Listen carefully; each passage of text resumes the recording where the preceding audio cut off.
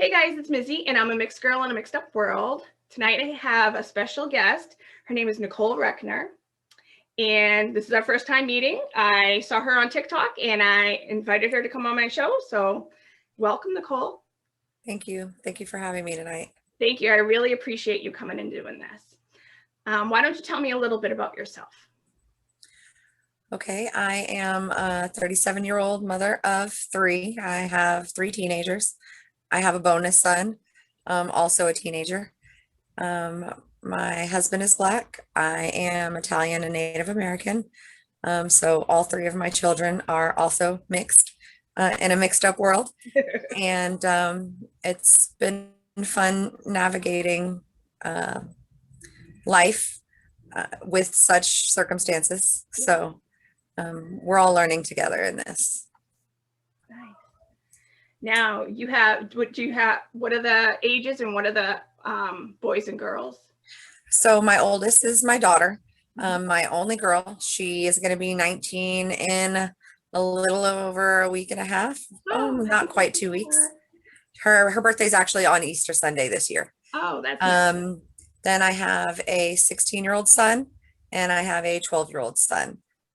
My bonus son is 17. So when we have them all together right now, it's 18, 17, 16, and 12-year-old. So a house full of teenagers. It's been a house full for quite some time now. So my daughter just recently got her own apartment. So this is the first part of empty nesting. My first bird has now flown the nest. So that's been fun to see her kind of grow into her own person. Yeah, that must be awesome, especially your daughter. It's a little bit of you. Yeah. Oh, it's a lot of bit of me. So I saw the video I saw of you. You had introduced I assume your youngest son. Yes. And that's one of the reasons why I wanted to talk to you, because then I actually went back and watched a couple of your other videos, and you had told a story about a little boy and the police officer. And after that, did you get people making comments about you being, because you were a white woman? Most of the comments I got on that video were aimed towards the little boy himself. Most of the comments I got on that video were in regards to, oh, he was taught that at home. His parents taught him that. Somebody taught him that. To which one of my rebuttal videos to one of those comments was that, yeah, he was taught that. He was taught that feeling by the country that we live in and the things that have happened to lead him to believe that that was the circumstances. The original video was about him walking up to the police officer and asking, why do you want to shoot me? Which was gut wrenching to hear. Like I literally had to go get tissue. Like I couldn't hold in that I had tears. And so people know it was a customer. Yeah, these were both customers of the store that I work at, which is in a mall. So, I mean, all walks of life come into the mall. All races, all genders, all social classes. I mean, everybody goes to the mall. And so the wide variety of customers that we have in at any given time could be from any side of the spectrum. So it's not uncommon to have different people in the store at the same time who seem polar opposites or who look polar opposites, but may not be actually once you get to know them. So the original video, when it happened, it took me by surprise, but not so much. It's one of those things you don't expect to hear from a young child of 3-4 years old. Yeah. But when you hear it, it's almost like it's not as shocking as it should be, because you come to expect it in this day and age. Like the way things have been happening around us, you can sit back and be like, I can see why you'd think that. I can see why you'd say that. from my perspective, what I thought when I saw the story, when I heard the story, I thought I wouldn't have jumped to the conclusion that the parents had taught him or somebody had taught him. I jumped to the conclusion of, this past year, with George Floyd, Breonna Taylor, it's been on the TV all the time. Yep. And they probably heard it in the background. So they probably heard, the cops killing Breonna Taylor and the cops killing George Floyd. And that's how I that's what my assumption was for this child. It didn't even mean that, like you had said in your video, that parents could have been talking about it and the child heard that also. But I didn't assume that the child was taught to, think cops are going to kill them. That was not my first assumption either. And I got to witness the mother's reaction. The mother, I mean, instantly like pulled him by the hand and, oh baby, nobody wants to shoot you. Like she soothed him. She assured him that that's not what that officer is here for. Although you could tell the child was genuinely puzzled, because even though his mom pulled him back and was being reassuring, he still repeated the question multiple times.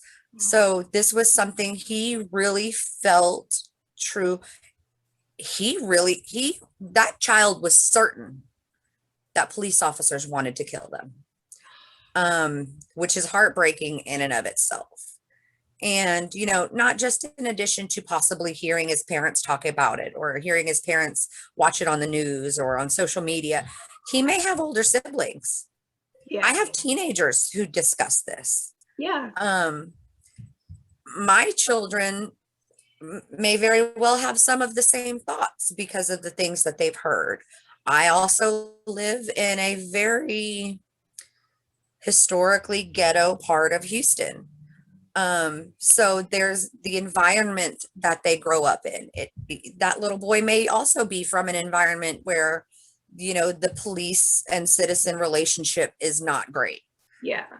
There are lots of things that he could see. There could have been instances where he was in a car with his parents and they got pulled over and harassed, or even at home were harassed for any, type of situation. So we don't know what it was that led that boy to feel that way. We just know he genuinely did. Yeah. So most of the questions were aimed directly, or comments were aimed directly at that. Where did he learn that from? Yeah. And that's one of the hardest things for other people to understand who don't have to kind of walk in that life, is it's not something one person has taught you. It's something life has taught you. Yes. And the sad thing should be that at that age, life has already taught him something like that. Yeah. He should, at that age, he shouldn't feel that way at all. But on the other hand, my 16-year-old was 12 when Tamir Rice was killed. One day he was playing outside and I was getting in my car or getting out of my car, and I saw him with a pellet gun sticking out of the back pocket of his jeans. I immediately had to stop him and sobbingly explain to him why it's not safe for him to even play with a toy gun outside. And that's a harrowing conversation to have with your children. Yeah. And my youngest son was maybe 8 at the time. So that conversation then had to be had with my 8-year-old. The same thing could go for the little boy who asked that question. Yeah. It may be something his parents taught him out of necessity because it was something he needed to know. Me teaching my child that they can't walk around with a toy gun in public was not because I wanted to teach them that police are bad. It was, I have to now teach my children how to protect themselves at all costs. Yeah. So it's a hard conversation to have with your children. Definitely. Now, how do people react when they see you and your children together, when they realize they're your children? So honestly, that depends on where I'm at. Mm-hmm. And as crazy as it sounds, and maybe it doesn't even sound crazy, but honestly, in this day and age, it doesn't sound crazy. I am more welcomed by people of color than I am white people. People ask me, why do I live in the hood? Because I'm comfortable here. I don't feel like an outcast, and not because I have Black children, because people don't treat me differently here because I'm white. Where I lived in a very uppity part of Houston at one time, and my children were younger, and I used to get stares in the grocery store and at the post office, and people would look at me and people would look at my children, and I'm very blunt. I would have no problem turning around and being like, what are you looking at? Like, my kid's cute, isn't he? So it would in turn cause people to have, if I had a bad attitude with them, they'd have a bad attitude with me. Yeah. But at the same time, I was already sensing the hostility in the way that they were staring at me. So I didn't quite frankly care if I had a bad attitude towards them. One time I was at football camp with my son, my youngest. This is a couple of years ago, so he was about 10. And he was playing with one of the little boys. They were sitting on the curb together, waiting for their turn for the weigh-in. And had been chit-chatting with another mom for a while there. We were there all day with each other. And after several hours of our kids playing together and her and I having conversation, she just stopped mid-conversation and looked at me and said, "So are you his foster mom?" And I was puzzled because he looks like me. Like, he may have brown skin, but you can tell he's my kid. Yeah. So, as a taken back as I was, I still turned around and was like, nope, no, I had the pleasure of pushing that big old head out all by myself, So I kind of played it off to not sound offended, but at the same time, I was kind of offended. Yeah. Because even if I was his foster mom, what difference does that make in the conversation that we're having or have been having? Yeah. And what if I was his foster mom and he was really insecure about it, and here you brought it up in public? Or what if he was adopted and we hadn't had that conversation with him yet because I have a Black husband and it wasn't time yet. He was still young. I mean, there are just so many assumptions other people make based on the way you look with your family that are really cause for concern. Because if I see a family, and maybe this is just my open-mindedness having lived this life, but if I see a family and they look different from each other, the last thing I'm going to do is comment on how they look different from each other, because chances are they know that. Like, they know they look different. Yeah. They know they're a mixed family. Or, people didn't say, hey, your mom's white. Yes. Like, no, I had no idea. Guess what? My dad's Black. Woo! Who knew? Yeah, I never knew, So, yeah. And I mean, I'm sure people make those assumptions about, families who have gay parents or lesbian parents, or, do you know your mom's a lesbian? No, I did not know that. There was no way of me telling that in the last 15 years of my life.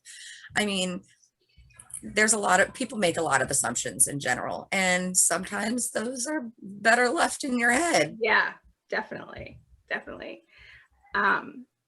Now, for me, the way I obviously know that I'm a mixed child. My mom is white, my dad's Black, but I consider myself a Black woman, because society has always treated me like a Black woman. My father is Black, I'm Black.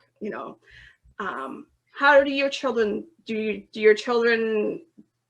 think of differently? Do they consider themselves mixed? Do they consider themselves Black? They consider themselves Black, but they'll tell you that they're mixed. Yeah, that's basically me. My 16-year-old, he's the lightest out of all of my children. And he was born pale as can be with a big old round bald head and no hair on his head. And a lot of people assumed he was a Hispanic child because that's just the skin tone that he had. And, you know, when they're young and they're in school and they're really impressionable by things that other people say. And he had an older sister, and my daughter is very dark skinned. As a matter of fact, a lot of people at her school, when I would go to her school, would be like, your mom's white? Really? But so my 16-year-old, when he was in preschool, and, you know, you do coloring books and, you know, draw yourself and things like that. And he would always use the same colored crayon. And my daughter used to tease him, you know, you're not white, you're black. And he would say, I'm not black, I'm peach. Because that's the color his skin was. He didn't realize, you know, I mean, he was innocent enough to still know that a color is a color and a color isn't a race. Yeah. So, you know, he would tell her, you're not black, you're brown, and I'm peach. And, you know, and mommy's peach and daddy's brown. It didn't quite dawn on him yet. Yeah. But of course that changed over time. And even though he's still the lightest one of them all and looks Puerto Rican most times, he definitely will tell you that he's black. Most people can tell when they look at him now, especially because he's 16 and he's 6'2" and he's got the curly hair. But even as light as he is, he still identifies as black. But he will tell you he's mixed with no problem. And my daughter too, and my youngest son too. Yeah, my mom's white, my dad's black. And my daughter, actually, she used to say that when she was little. My mommy's white and my daddy's black. And that's why I'm my color, she would say. My stepson, when I first met my husband, my stepson was 2. And we kept him for a whole summer, the first year that I was with his dad. So he stayed with us, stayed with my kids. They all went to the same babysitter and everything during the day when we had to work. And at the end of that summer, when he went back home to mom, he would go around telling people, I have 2 mommies, a white one and a black one. And to kids, it's all innocent. But the questions that, you know, would get raised, the mom would be like, the daycare thinks I'm a lesbian because he's telling people like he has 2 moms. Like, they're not understanding that he has a mom and a stepmom, but because he grew, you know, he spent that summer with my kids and they called me mommy. He still calls me Nicole. He still doesn't call me mommy, but he will tell people I'm his mom. That's funny. So they all identify their own way, but they'll tell you, just like you said, with a quickness. I'm black, but I'm mixed. Yep. Now, do you feel, well, you said before that you feel like you feel more comfortable in basically the Black community or the community that you are. Mm-hmm. Do you find that the Black community is accepting of your children? Because sometimes I live in New Hampshire, and we were one of the first, not first Black families, but there weren't a lot of Black people in our town. And as more and more came, like, I got used to walking around, whenever you bumped into a Black person, you were like, what's up? You know, because many of us in New Hampshire. So you were always like, you know, we always had the, you know, the Black people not, you know, and, but the more that came, I felt like the more later on in years that we didn't get, my friend and I didn't get that same reception. They would be like, you know, who are you? You're light skinned. And I'm like, I'm still Black, you know, trust me. I've been living, I was a pioneer in all the, you know, the racial stuff. You didn't have to deal with New Hampshire's racial stuff. You know, you weren't one of the only Black people here, and you came in when it got a little better. I mean, granted, this still, I mean, New Hampshire only is a small percentage of Black people here, but, you know, I started here, you know, when there was like no Black people, you know. So do you feel that the Black community is accepting, and or what the other side of like within your family or your circle of people you know? Definitely more so. They are accepted by the Black community than they are the white community. Even the Italian community. My family is Italian and they're from New York. And although now most of my family is comfortable and okay, and I have cousins who are now also dating, Black men or Black women. At first, it was like it was such a taboo thing. Like in New York, the Italian side and the Black side, they don't mix. It was not it's just not something that they were raised to be comfortable with. So it was a bit of a culture shock for my family for a while.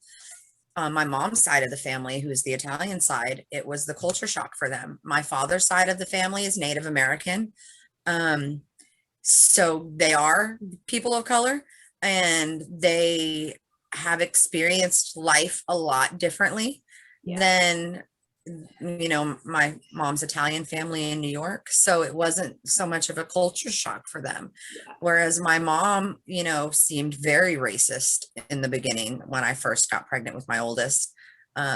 My father's mother was like, well, that's still your grandchild and that's still a baby. So regardless, you gotta love the baby. It's a baby and it's your blood. I feel like where we live in Houston, which has been a very culturally diverse city for many, many years. Maybe that's why my children are more accepted by the Black community than they are the white community. A lot of, even though Houston's very culturally diverse, Houston is very much a city that will quickly abide by the one drop rule, and so the youth in Houston, the mixed culture in Houston, have always kind of been raised with, you have a Black parent, so you're Black. Yeah. So that's how the Black community has always been treated. If you have a Black parent, you're Black. So it's like, even the mixed kids, like, hey, you're one of us. Like, you belong here too. And I think it's because they've been outcasted for so long throughout history that, the Black culture here recognizes that y'all are outcasted just like us, whether you have a white parent or not. They're not going to treat you like your white side. And that's how it happens. I tell people all the time, when I walk down the street, they don't say you're a white girl. They say you're a Black girl. Or me, I get Hispanic a lot. But it's like, they don't say, oh, wait a minute, are you half Black or half white? No, they say you're Black. Mm-hmm. So when the racists come knocking on your door, they're not going to be saying, oh, she's half, okay, let her go. No, Yep. There's what is it, the Family Guy meme where he's holding up the index card that shows the different skin tones. Yeah. It's like, this one is okay, but these ones are not. Like, people don't walk around with that card going, no. If you don't look like the stereotypical, light skin, light eyes. I mean, I'm Italian and I get mistaken for Hispanic all the time, especially in a city like Houston. I have customers who will walk up to me and speak in Spanish, and I'm like, I'm sorry, I don't speak Spanish. So it's the white community here, and I feel really ignorant repeatedly calling it the white community, but for lack of better terms, that's what it is at this point. They're still very outcasty towards anybody of color, or anybody who's not like them. Gay, lesbian, Asian, Indigenous, it doesn't matter. If you don't look like them, talk like them, speak like them, you are not one of them. And that's how they treat me. I don't talk like a typical white person when I'm hanging out with my group of friends. So if I'm in public and I'm just goofing off with my children, I'm not going to sound, like Sarah from Fifth Avenue. I'm going to sound like a normal, Houston slang term. I cuss a lot, mom. And I will get looked at, and I've been treated different. And in dating, because there was a period where I left the father of my oldest two children, and before I met my husband now, I was told by several guys who were either white or Hispanic, like, oh, you've got black kids. Yeah. Like I don't even qualify as a white girl anymore. I've given birth to black children. Therefore, I'm not white, which kind of makes no sense. Yeah, it does make but sense. Like, it's not like a breeding puppies thing. Yeah. Like, just because my husband's not registered doesn't mean like I've lost my validity to breed children, or, it changes what my, stature is.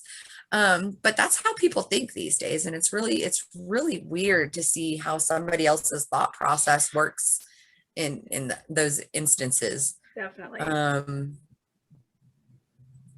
The cultures are completely different here. There's a lot of blending, but then you can tell that the blending is not genuine. Yeah.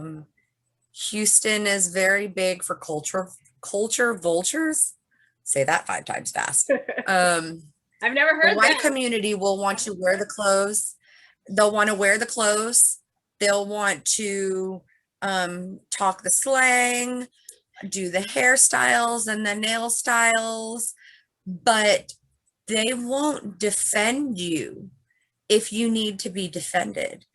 If you're black and you're being harassed by the police, chances are you're not going to catch a white person standing to the side asking, why are they doing this to you? Why are they treating you this way?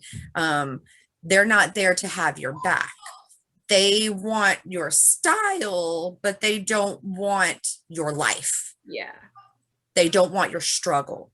They don't even want to defend your struggle if you are struggling. So it's Houston's very big. I've noticed a lot of that happen here in Houston. Yeah, different because you're in this, well, not grow up, but actually from New York, so you've grown up in two, the northern and now you're in the south. What do you think the difference is, besides what you said with the family? What do you think the difference is in more like the culture of like the New York? I mean, because New York is definitely a melting pot. That you got probably anything you could think of category up in New York down to to where you are now. What do you think the differences are from there? So in New York, I feel like communities are very tight knit. And that's why you get a varying, like, oh, you shouldn't be dating that person, or, oh, you shouldn't be dating this type of person. Because in New York, they're kind of split into, you have your Italian area over here, you have your Asian community over here, you have your Jewish community here. And other cultures are taught that in order to prosper, you have to have, like if I'm Jewish, I have to support the next Jewish person. Why would I want to hold that Jewish person back? Yeah. If I'm Italian, I should support my Italian community. I should want to see my Italian people prosper. If I am Asian, I would support the Asian community. And that's very tight knit in New York. We don't have a lot of that here down south. You have some of your communities that are really tight knit, but mostly no.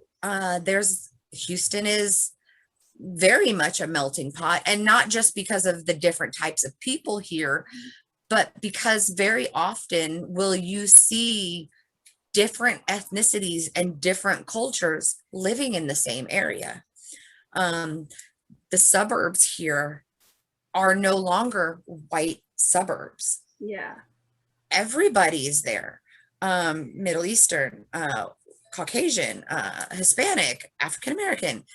There you will find, you can go door to door selling magazines, and chances are you won't see the same two types of families anywhere near each other. So there's not so much support for each other's culture, which in turn I think gives people, it's almost like they don't have something to be proud of. Yeah. And although they're not supportive culturally and ethnically throughout Houston, you still get a lot of degradation because of it, segregation. They will be quicker to count you out because of your culture or ethnicity than they will be to count you in. You won't be as welcomed by a community of people like you as you will be quickly outcasted by a community of others. I don't know if I'm making any sense, but no, it's easier to get pushed away by other people than it is to feel included. Yeah. So it makes it very different to be prideful in a culture, because most of what you're taught here in Houston is your culture is not good enough, or you're that way because of your culture, or you're going to be this way because of your culture, instead of seeing other people around you who are flourishing like you and who are supportive but look like you, or are like you. You don't get that. So people, I feel, in Houston lose their culture in attempt to be accepted. Okay, yeah. And I think in New York you don't have that, because you have your tight-knit communities. Yeah. They feel included there. Yeah. They feel close there. So they're not worried about, oh, I'm not accepted by that group. That's okay, because when I'm here in my community, they love me. Yeah. There's not a lot of that goes on here. I mean, even though I feel more accepted by the Black community in Houston than I do by the white community, the margin's about that big. Yeah. Because I still feel like people here are like crabs in a barrel in Houston. Like, you want to climb over the next person instead of helping them up so that maybe they can help pull you up too. Yeah. Where in New York, the communities are so tight that they are the type of community to help push you up to the top so that you can pull them up when you get there. Yeah, makes sense. Definitely makes sense. So especially since you have two older kids, what have you told them about navigating out in the world, whether it be with the police or anything out in the world, being children of color? I've had long conversations with my children about respect and having respect for people, no matter who they are or what they are. There are instances in your life where people are going to try you, and people are going to disrespect you, and people are going to make you want to smash them in the head with a rock at times. But how you react to those situations are going to be what determines where you go from there. Yeah. I haven't always felt like just being respectful or just, doing as you're told is not always going to get you on that right path, or is not going to always get you the outcome that you're looking for. Mm-hmm. But you have more of a chance of the outcome that you want if you are polite to somebody, even if they're not polite to you. Yeah. Also, you never know what the kind of day that somebody else has had. I've had to tell them a lot. Fast food places are probably some of the places where you'll get the worst possible attitudes from people. And I've taught my children, hey, they may not necessarily like their job. Yeah. They may have had a bad day. The customer before you may have chewed them out over something that they didn't have anything to do with. Yeah. Like, you don't know what that person has been through. So even if they are rude to you, just give them a little courtesy, because that might be the thing that kind of makes them not have so bad of a day after. Doesn't always work. I have a teenage daughter. She's got my attitude. So I have seen her turn around and, cop an attitude right back at somebody that had an attitude with her. But I always will pull her aside after the fact and remind her after the fact that, did you see how that escalated? Did you see where you could have prevented that from escalating? I won't make my children feel in any way like I don't have their back when we're in public. There are going to be instances in public where they need to be reprimanded or disciplined. Mm-hmm. However, I'm not going to do it in a way that's going to embarrass them. Yeah. So I will, calmly let them know, pull them back if I see that happening. But I won't ever tell them that they're wrong in front of somebody else. Yeah. Unless what they did at that time requires an apology. Yeah. Because there are certain instances where I'll, okay, stop. I think you owe that person an apology. Then I'll make them think about, like, why are you apologizing to them? Yeah. But I still won't make them feel like they're wrong. There are ways to make somebody feel like that wasn't the right thing to do without making them feel bad about themselves. Yeah. So even, and chances are, if you're polite to somebody who's being rude to you, they're going to see, maybe not at that moment, but after the fact, they're going to see, maybe I didn't have to yell at that person. Yeah. And that's okay if they don't apologize to you. It may have prevented them from yelling at the next person. Definitely. Because the next person might not have been so nice to them. I mean, dominoes, baby, dominoes. Yeah. So the last year has been with chaos. Yeah. Chaos. I mean, with tohu bohu. Look up that word. Tohu bohu. It came to my diction. Tohu bohu. Tohu bohu. Okay, I'll have to remember that. And it came across I get like a word of the day email. Yeah. And me and my coworkers use this a lot now, because tohu bohu is an actual word that means a state of utter confusion or chaos. Yeah. So we use it when it gets chaotic at work. Me and my coworkers will look at each other and be like, tohu bohu. And nobody else knows what we mean, but we know, okay, it's time to figure out how to rein this in here. Yeah. So that's one of those words, once you learn it, you're going to use it, because you're like, this is a tohu bohu moment. I have a list of words that I like. I need to get the exact meanings, and I need to use this word. So I'll add that to my list of words. Yes. And it's fun to say. Yeah. Yeah. Sounds good.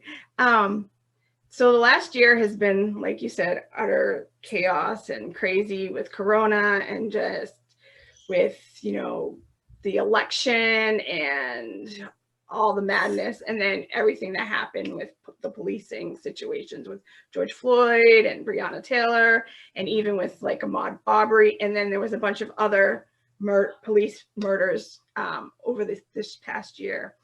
I started this summer after I did a couple of rallies. And what did your family discuss after, especially the two big ones, Breonna Taylor and George Floyd, with what was going on in this country? Did you guys go to any rallies or anything? We did not. Understandable with, what was going on. They're young, and they have not gained full control of their emotions yet. So I don't want to put my children in an environment where they may be emotionally irrational. And I don't want to put my children in a situation that would possibly get them hurt. And there was a lot of, the rioting and the protesting that was happening here in Houston. and we talked about what was going on, and we talked about why it was happening and why it was necessary to happen, because it's very necessary. And we discussed, you know, their roles in a world like this, and where they can make changes that didn't involve them being in a position of possibly being in danger. There are different organizations that they can volunteer time with. There are different organizations that they could donate to with their allowance money, or, you know, money that they've earned, if they felt they were ready to take that step. Because I'm not going to force my children to do anything. I want to educate my children. I want them to be able to make their own decisions. Yeah. But we talked a lot about why it was necessary for what was going on to be going on. I can't say that I'm one of those parents who wholeheartedly feels that if you're compliant with the police, then nothing is going to go wrong, because that's not what happens. I've told my children, you have to be compliant because you have to be compliant. Don't increase your risk. Like, you can't predict somebody else's behavior. Yes.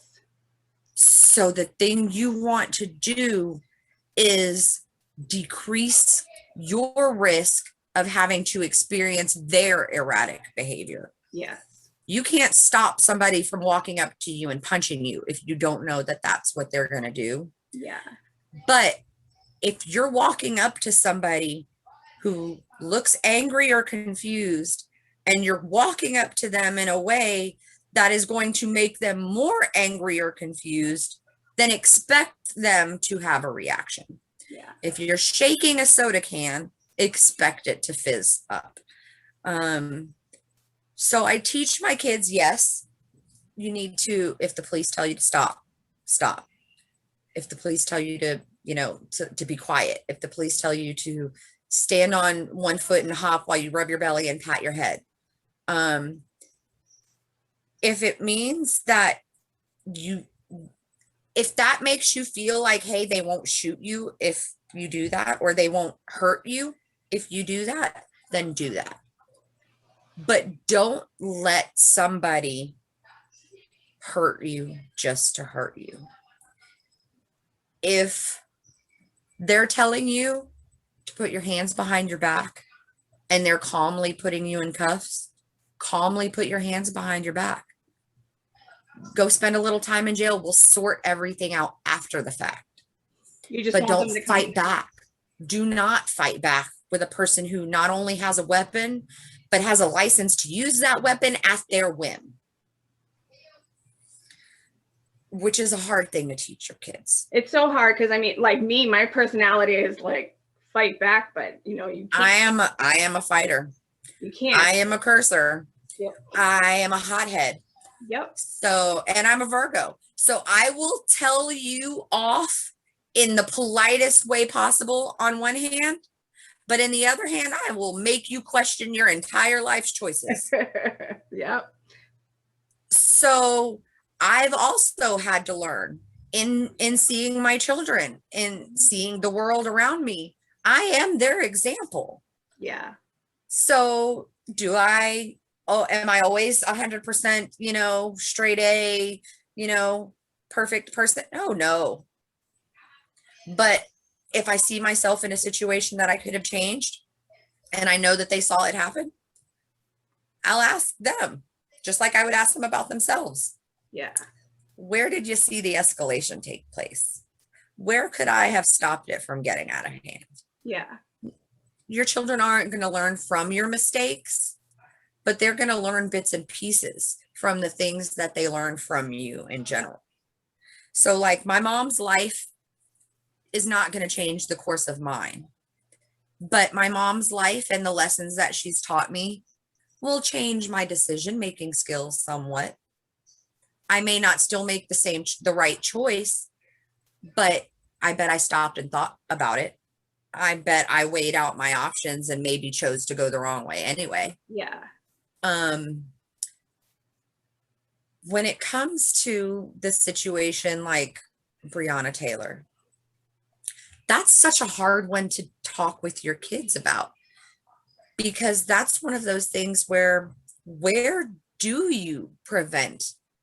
How do you prevent the police from banging on your door in the middle of the night and the person they're looking for isn't there or isn't you?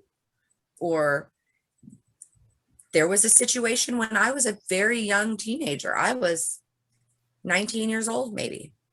And me and the father of my daughter, and she was a baby at that time, we were at his cousin's house. We stayed at his cousin's house for a couple of days. And one morning at like 5 a.m, the SWAT team came pounding on the door, busting in the house with guns, with laser beams on them. And I'm clenching my 1-year-old baby in my arms, petrified. Yeah. Oh God. They were looking for somebody else. They were looking for a friend of the cousin who didn't live there, but had been there on occasion. And because they were looking for him for a very serious case that had to do with like child abuse at the time. Okay. They came in armed and ready. At any given time, the wrong one mistake and the whole house could have been lit up. Yeah. Oh. And nobody in the house had any idea what they were even there for in the first place. There is no way in predicting that type of situation. Yeah. Like, we had no idea that when we went to sleep that night, the police were going to come busting down the door over somebody who had been in that house maybe once or twice ever. And that's kind of the situation with Breonna Taylor. Yeah. They came looking for somebody that she knew, somebody who had been in that house before, not somebody who lived there, not somebody they had a record of being there consistently. Who was already in prison. Just somebody who had been known to visit that place. Yeah. You can't predict that. You can't teach your children how to prevent that, because there is no prevention. No prevention with and that. In Texas, we are a very gun happy land. Oh, yeah. And Texas will tell you, you come banging on my door in the middle of the night, I'm gonna shoot you. Yeah. If I feel like my life is in danger in my home, I'm going to shoot you. So any one of us could have been in that position. Yeah. I mean, because nobody's coming to your house banging on your door in the middle of the night for anything good. It's nothing good. Nothing good's going on at that time. None whatsoever. So that's a very hard, like, I could have a conversation with my children about how to try to prevent a Tamir Rice situation from happening. Yeah. I can't teach my children how to prevent a Trayvon Martin situation from happening. No. I can't teach them how to prevent a George Floyd situation from happening, or a Breonna Taylor situation, a Philando Castile. You can't prepare your children for unexpected situations, because even in those instances, you can be 100% compliant and it's not going to make a difference. Yeah. But we had this white guy just shoot up a bunch of massage parlors, and he was carried away, and the sheriff said on TV, oh, he just had a bad day. He had a what? Yeah, I think the salon people had a bad day, not him. I think the women who survived those salon shootings are going to have bad days for the rest of their lives. And their families, and all the people of the people who perished. The families of the people who didn't make it. They're all having bad days. They're all having the worst of the worst years right now. Yeah.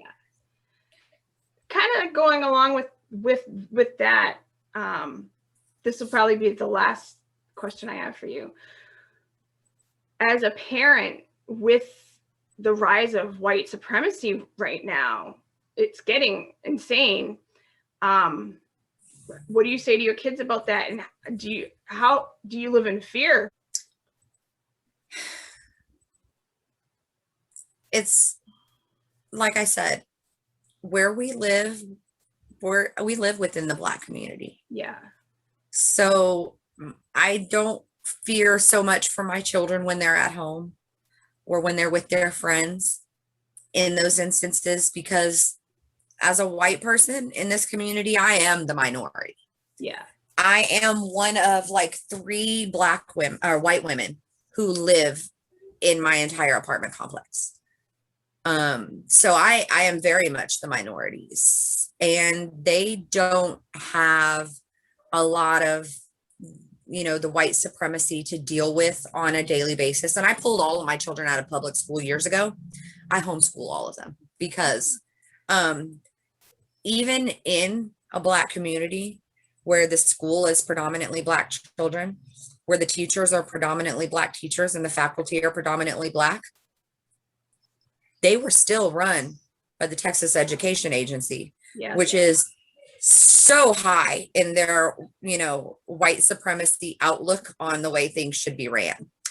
And so I fought the entire school district before I ended up pulling all of my children out.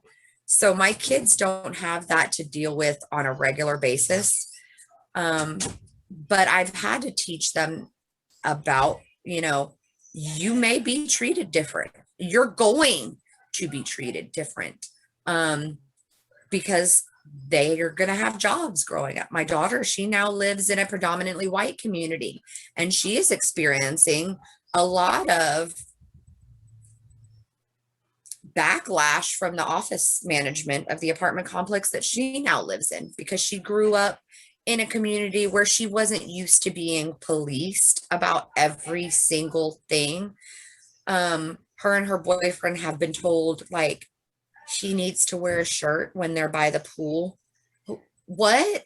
Like, because he's the only Black guy in your complex? Like, what difference does that make? They've been told that they're too loud in common areas. They're, 18 and 19 years old. Like, it's a teenage thing. It's really, really completely ludicrous. Meanwhile, they're not,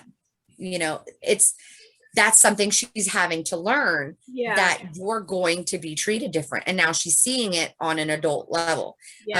Whereas children, I can always tuck them under my wing and, mom's got you. I'll handle this. She's having to learn on her own. She gets treated different at work than the white women that she works with. My 16-year-old has had to deal with police.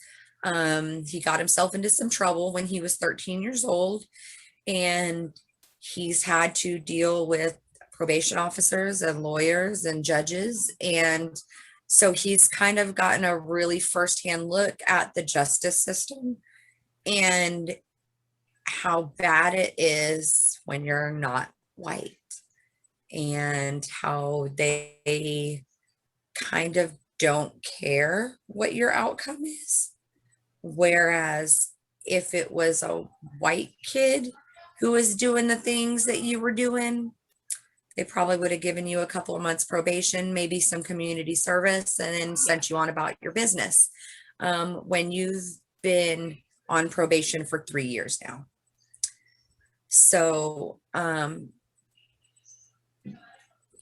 that's a harder lesson for them to learn. It's because you can tell them all day long, hey, somebody might say this to you, but it's kind of hard for a kid to imagine somebody thinking that way or somebody talking to them that way until it happens. Especially and then when it happens, it's like a punch in the gut. Yeah. Oh, and it's still like when it happens to me, I mean, even as an adult, I'm in my 40s, and it's still a punch in the gut. But even especially when you come in from a mixed family, you're like, oh, my mom's white, my dad's Black. We're just chill. We're just us. And it can be a rude awakening. It's a really rude awakening for them. And for my daughter, she got treated different a little bit when she was younger. You know, girls can be very catty. Teenage girls can be very catty, very mean girlish. So there were instances when she would get teased, not hardcore, but you know, those under the breath comments can hurt just as bad as somebody really punching you in the gut. So whereas she looks completely black, she's got the tight coiled hair, the dark skin, she's got high cheekbones. She does not appear mixed unless you actually ask her, you know, are you mixed? So for the majority of, you know, say a school year, she'd start school, she'd have friends, and they'd all, you know, all the black girls would think, oh, you're one of us. And then I'd go to the school one day for this or that. And then that's when they'd be like, oh, your mom's white. And although they wouldn't outcast her, she wouldn't be like disowned from the group or anything.